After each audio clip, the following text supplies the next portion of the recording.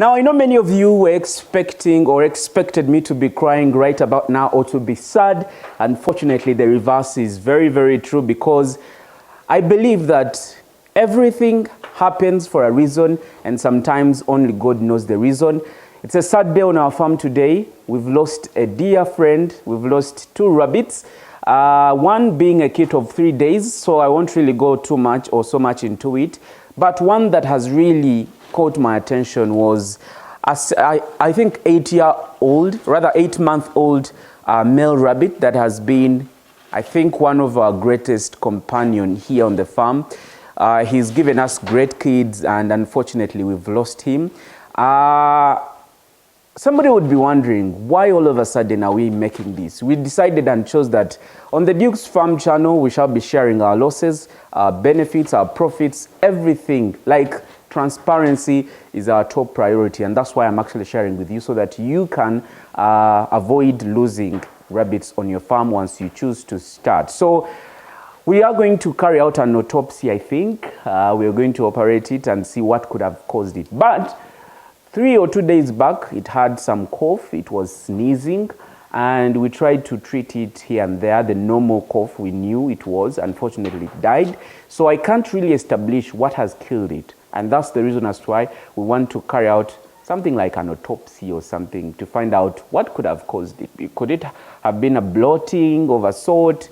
But one thing I realized was we checked its droppings and they were very, very fine. They didn't have any problem. Would have perhaps thought it was coccidiosis or something, because coccidiosis is one that kills very, very rapidly. But I was very, very disappointed when I heard that it had died all of a sudden. Just one day after even treatment, it died. So we woke up in the morning and found one of our rabbits dead. So we are going to carry out an autopsy to find out, so that we minimize anything like that that could happen either today, tomorrow, or in the future on our farm. So one thing you should always do is, when a rabbit dies, when any animal dies, you've got to know what has killed it, so that you somehow minimize on the mistakes that you've done and find a solution for some of the remaining rabbits. This is, I think, a colleague of mine, Vanita Tracy Chiwanuka, recently commended me for having done a good job within coming to 2 months, and we had not lost any rabbits. And just that was, I think, 2 or 3 days ago. And today it has happened. I feel very, very bad. But I promise Vanita, it's not going to happen again, because we want to make things right this time. We don't know what could have led to the death, because our cages are very clean, as you can see. We clean here every single morning. We give it nice food, assorted food. I'm just thinking maybe it could have been as a result of the weeds that we picked from the garden. Maybe there is a weed that it didn't want to eat or something. I'm just thinking, but the autopsy will then tell us what could have caused the death. So stick around, as I have a lot to share with you.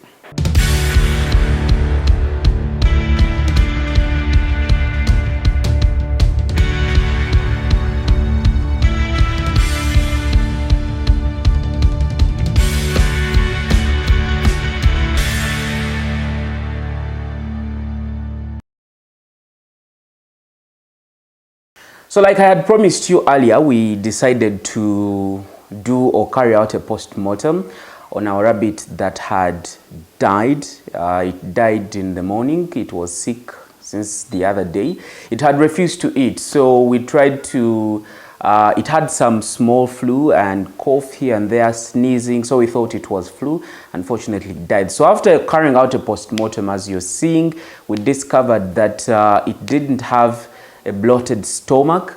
It only had some problems within the lungs.